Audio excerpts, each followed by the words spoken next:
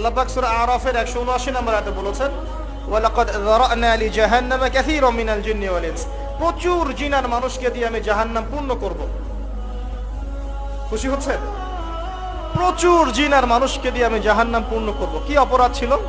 লাহুম কুলুবুন লা ইয়াফকাহুনা বিহা, কলব দিয়েছিলাম উপলব্ধি করত না।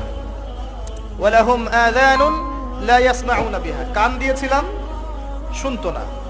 ওয়ালাহুম আ'য়ুনুন লা ইউবসিরুনা বিহা, চোখ দিয়েছিলাম দেখতো না। উলাইকা কাল আনআম, উলাইকা কাল আনআম, উলাইকা কাল আনআম, এরা হচ্ছে গবাদি পশুর মতো।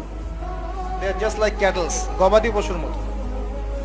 বাল হুম আদাল, বরং তার চাইতেও এরা নিকৃষ্ট। ওয়া উলাইকা হুমুল গাফিলুন, এরা হচ্ছে গাফিল সম্প্রদায়। নিজেকে এমনই মনে হয়, হৃদয় দিয়েছেন আল্লাহ পাক, হয়তো বুঝতে পারছি না। আল্লাহ পাক কান দিয়েছেন, শুনি না।